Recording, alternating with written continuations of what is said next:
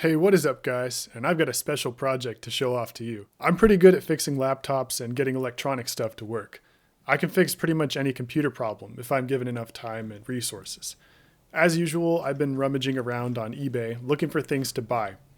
Since it's the holiday season, I thought I'd get something for my friend. He was really into computers from a very young age, same as me, and we got to know each other in middle school. He had a laptop back then that was absolutely horrendous. It was known to us as the craptop. The brand, Dell. The model, Inspiron. The operating system, Windows Vista. Need I say more? The computer was nigh unusable most of the time. 15 frame per second Minecraft sessions were cut short by overheating and crashes, and he was always tethered to the wall to indulge the whims of the failing battery. The touchpad was starting to go out, and keys were falling off and failing. The original craptop eventually met its fate at an e-waste facility, and rightfully so. I plan to recreate this device for him as a twisted interpretation of nostalgia. Here we go! The craptop will be reborn. Now you see a lot of these things on eBay. Plenty of people are trying to get rid of them. One man's trash is another man's trash. One man's burden could be another man's burden. What I'm trying to say is that this hunk of junk could be some fun to mess around with, especially for him, since he had to live with it for years. And he made many memories, both good and bad. It's sort of like bringing a loved one back to life. Except he didn't really love it.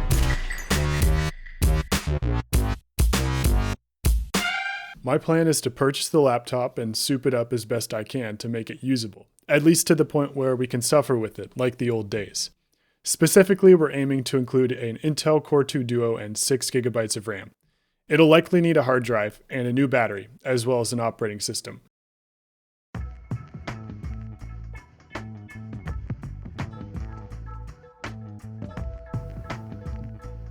Black. Black.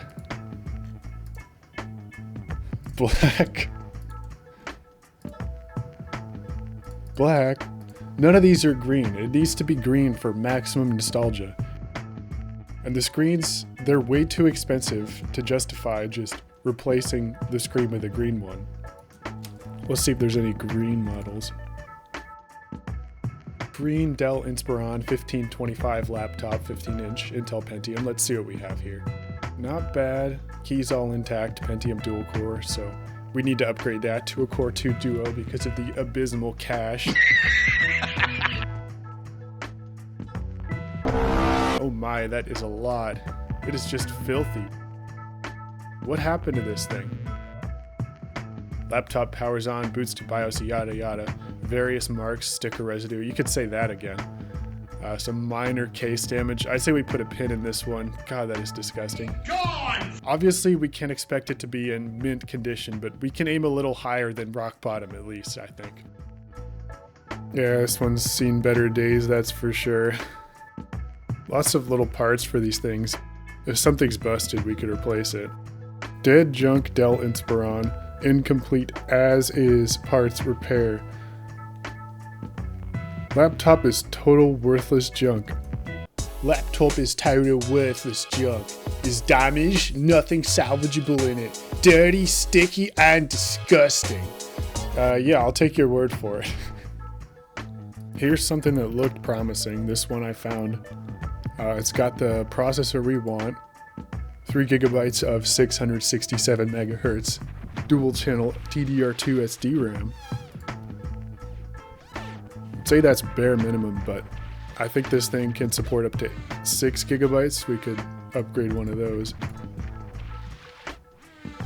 Will turn on with the power connector plugged in. However, keyboard, Wi-Fi, battery, power button, and home button did not work.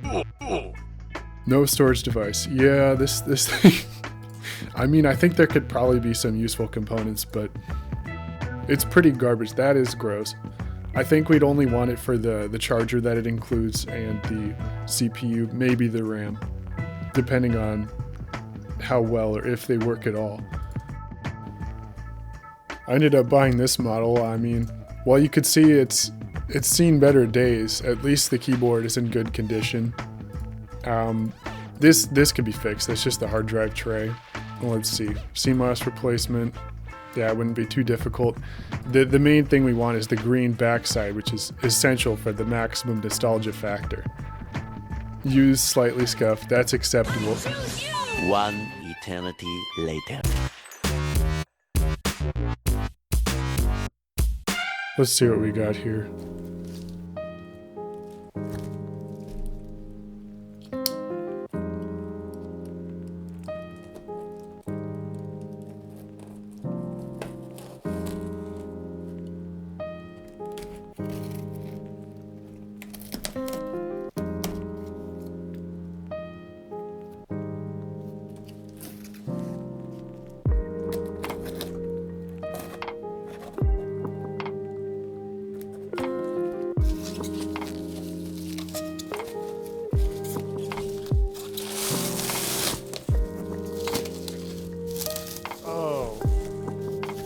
Oh, it's so sticky.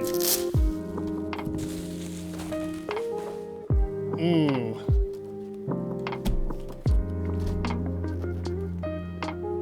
it's just as cromulent as I remember. Intel Pentium. Windows Vista. Basic. The keys look to be in pretty good condition, but the back is really sticky. We're gonna have to do something about that. Ew. Let me show you how sticky this thing is.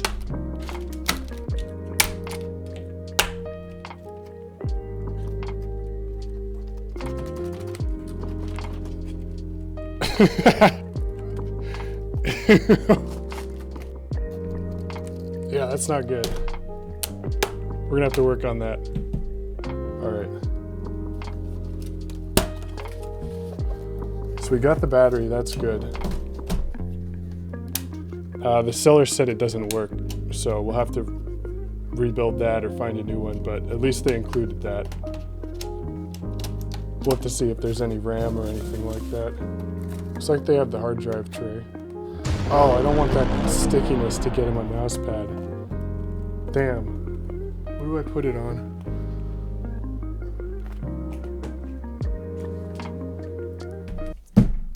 National Electrical Code. I love you. Exhibit 210, verse 12. GFCI protection is required for all receptacles in kitchens. I'll let my landlord know. All right, let's get to it. All right, we're gonna get inside this bad boy and see what's what.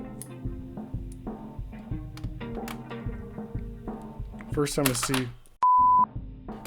see if there's any RAM. That would be really nice if there was, but we're probably gonna have to go to used electronics store to find some. I'm hoping the CPU isn't too hard to replace. Let's get the battery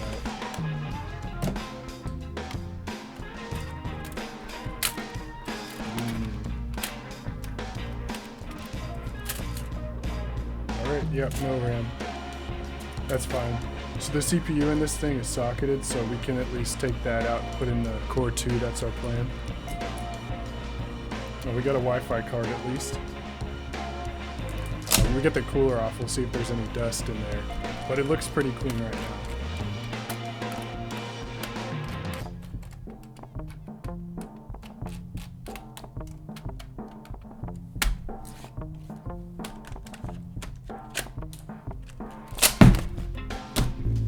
So far I've scraped the top layer of filth off of this side of the laptop.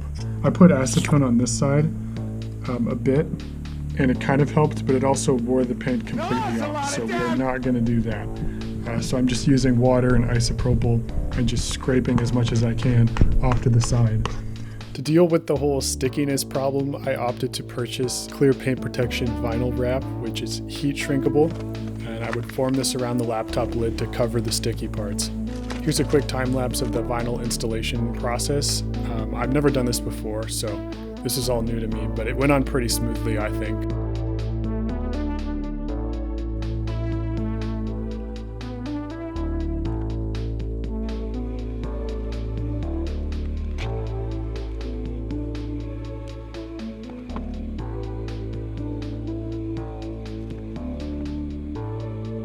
That's awesome.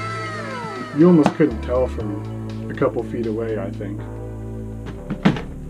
Don't get me wrong, this laptop is absolutely ancient by today's standards and will likely be in no way suitable as a primary daily driver, but I'm aiming to get it as close as I can. I was able to find 6 gigabytes of RAM from a local electronics store for about $6 with a charger for $6 as well. I found the Core 2 Duo on AliExpress for under $10 shipped, and I got the SSD from Amazon. The battery turned into a spicy pillow, so now I have to order another one of those. A very expensive process. The CPU was not too difficult to replace. There's a small panel on the bottom that's like 6 screws to remove, and then the CPU is just held on by the heatsink, which is 4 more screws. And then you just have to put new thermal paste on it, put it back in, and good to go. Professional laptop battery. High quality.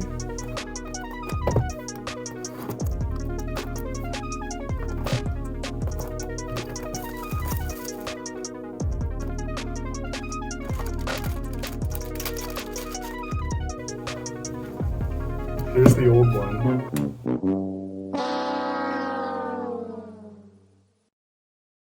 The new one is very slim.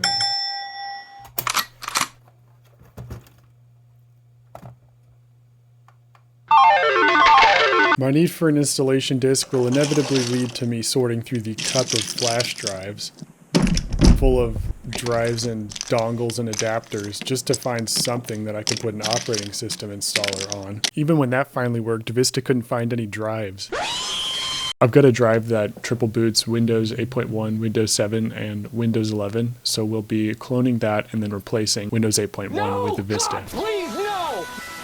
The boot manager here is very pick your poison. Take a look at the menagerie. Getting drivers to work on Vista was an absolute nightmare. The only graphics driver I could find was from Fujitsu because Intel didn't have the download up and Vista couldn't find the driver itself. I had to download Firefox ESR from a different operating system just to get it on this computer. Web browsing was slow on the ancient version of Firefox that Vista had to run. To its credit, it somehow played YouTube videos smoothly once they were in full screen. It really feels at home on Windows 7. The interface is smooth and intuitive, and YouTube runs even better than it did on Vista. Better graphics driver support and a newer browser definitely help. The Windows 11 interface will run with some mildly sketchy drivers, and relatively smoothly, despite Windows Update's best efforts. It can now play YouTube videos at 720p at an acceptable frame rate. If you really wanted to, you could use this daily. It works fine on Windows 7, especially with an updated browser. It'll work alright on Windows 11 if Windows Update and Windows Defender aren't running at the same time. Good luck with Vista, it still sucks. You suck! Thanks for watching, my dudes. I'll see you next time.